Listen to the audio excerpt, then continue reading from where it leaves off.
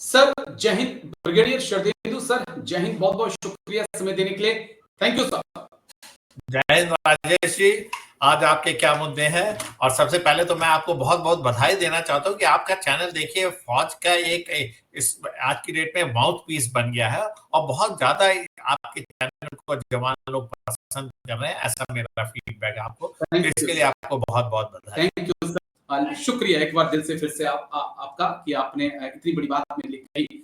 Sir 2 से 3 अहम issue थे जिसके ऊपर मैंने बातचीत करनी थी। सबसे अहम इशू है डीसीओ अपनी पूरी उम्र खपा देता है सरहदों पर इस देश की सुरक्षा के लिए। इस दौरान अगर वो किसी बीमारी का शिकार हो जाता है, डिसेबिलिटी पेंशन के लिए उसको रिकमेंड किया जाता है, लेकिन भारत सरकार उसके खिलाफ ही सुप्रीम कोर्ट में महंगे महंगे वकील खड़े कर देती है। और इस पे सुप्रीम कोर्ट ने भी हैरानगी जताई कि आप अपने ही सैनिकों के खिलाफ वकीलों को खड़ा कर रहे हैं, केस लड़ रहे हैं। भारत सरकार को सुप्रीम कोर्ट ने कहा है सर ये टिप्पणी हम कैसे देख सकते हैं सर? जिस मातृभूमि की रक्षा के लिए एक जवान, एक जेसीओ, एक अफसर खड़ा रहता है, वो अपनी जान, अपने शरीर की परवाह नहीं करता, उसी के खिलाफ सरकार करोड़ों रुपया देकर महंगे महंगे वकील खड़े कर देती है कि कहीं ये डिसेबिलिटी पेंशन का हकदार ना हो जाए। कैसे देखते हैं सर? राजेश जी, मैं इसमें दोनों पक्ष रखूंगा, एक जवान का पक्ष, एक सरकार का पक्ष, और जो एक जनरल अवधारणा बनी हुई डिसेबिलिटी पेंशन को लेके।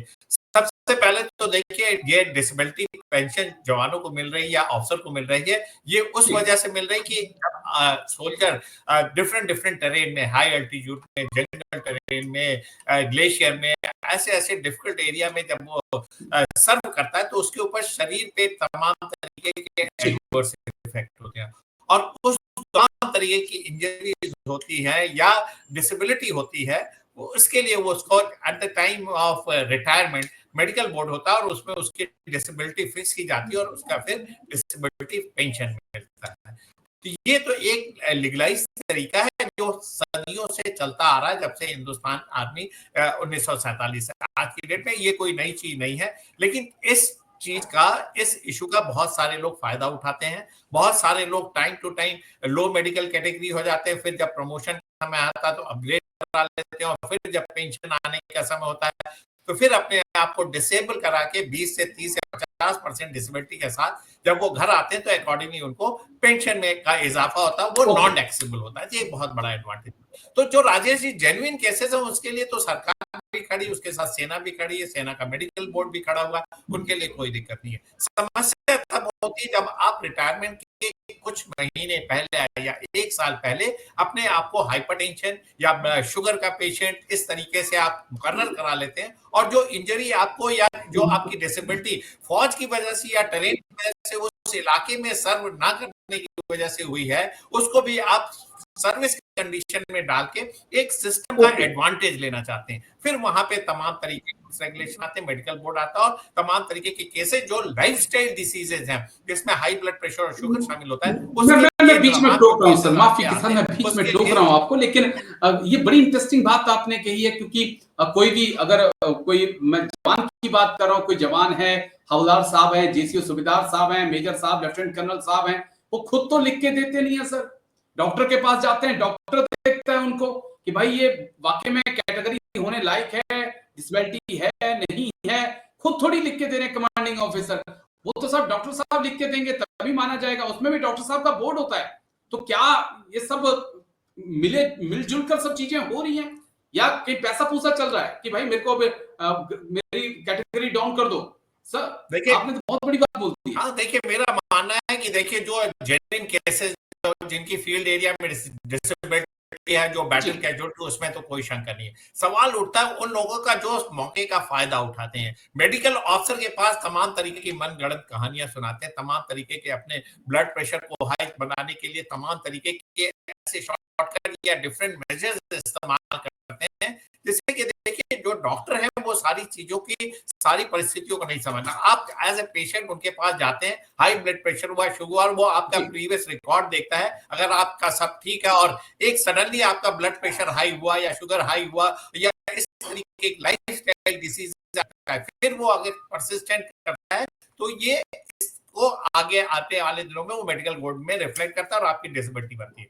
मेरा कहने का मतलब कि सिस्टम को बहुत सारे लोगों ने सबवर्ट किया हुआ है, कई सारे लोगों के कनेक्शन सही या गलत तमाम तरीके को उजागर हुए, लेकिन एक कॉम्प्रिहेंसिव व्यू लेना पड़ेगा हमारे मेडिकल जो ब्रांच है आर्मी की, उसके तमाम डॉक्टरों को। और जब आपके चैनल से अगर वो निकलता है डिसेबिलिटी उसकी साबित होती है और आप मैनुअल मेडिकल बोर्ड में उसकी डिसेबिलिटी फिक्स करते हैं, तो फिर उसके बाद उसकी पेंशन मिलनी चाहिए, फिर उसमें शक की गुंजाइश नहीं रह जाती है। ये सारे जो प्रोसीजरल इशू हैं उसको आपको स्ट्रीमलाइन करने की जरूरत है। मैं इसमें ये हाईलाइट नहीं करना चाह रहा हूँ कि कौन इसमें शामिल कर रहा है, कौन जेन्युइन केस है, कौन नॉट जेन्युइन केस है, क्या डॉक्टर का कनाइवेंस है, कैसे वो अपने को लो मेडिकल कैटेगरी करा देते हैं नॉर्मल मिलिट्री सर्विस में, फिर प्रमोशन के समय अपग्रेड कराते, पेंशन के समय फिर इंफॉर्मेशन अवेलेबल है, तमाम तरीके के एडवाइसेस अवेलेबल, तमाम तरीके की मेडिकल सुविधाएं आपको फौज के और फौज के बाहर भी उपलब्ध है।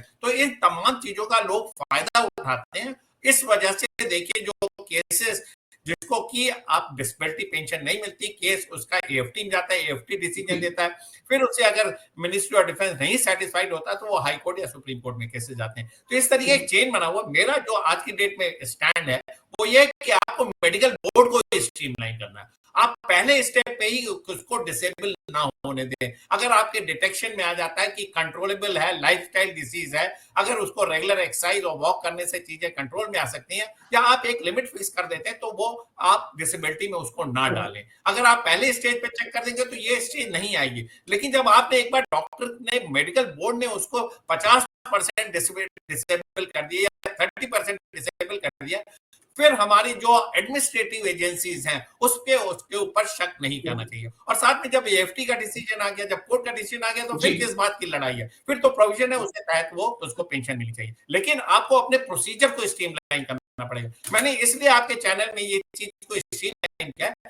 कि आज की डेट में सेना में बहुत लोग सिस्टम का फायदा उठाते हैं। जो जेन्युइन केस है उनके लिए तो कोई कुछ गुंजाइश ही नहीं है। वो बैटल कैजुअलिटी, उसको हाई एल्टीट्यूड में हाइपरटेंशन हुआ, हाई एल्टीट्यूड के डिजीज जो है, तमाम तरीके की उसकी डिसेबिलिटी, चाहे हेयरिंग का है, चाहे उसके किसी भी बॉडी पार्ट में कोई अगर उसका लाइफस्टाइल डिसीज, तो वो भी पुलिस स्टेशन, वो भी ऐसे समय में जब वो पेंशन जा रहा है या उसके करीब में, तब ये शक पैदा करता है। लेकिन अगर हमारी मेडिकल अथॉरिटी अपना प्रोसीजर स्ट्रीमलाइन करें और एक गाइडलाइन रिव्यू करने की जरूरत है, रिव्यू करके आप इसको इम्प्लीमेंट करेंगे तो ये तमाम कोर्ट केसेस आज की डेट में खत्म हो जाएंगे। बिल्कुल हम ये भी चाहेंगे कि आने वाले वक्त में अगर कोई ऐसा केस मिलता है जहां पर डिसेबिलिटी ली गई है लेकिन उसके वो हकदार नहीं है, तो उसकी पेमेंट जो है, फिर वो जो बेनिफिट है वो डॉक्टर साहब से लिए जाएं, तो एक बड़ा मैसेज होगा कि जिन्होंने डिसेबल किया है वही उनके बेनिफिट्स, जो जितना पैसा गया है वो डॉक्टर साहब पेमेंट करेंगे। और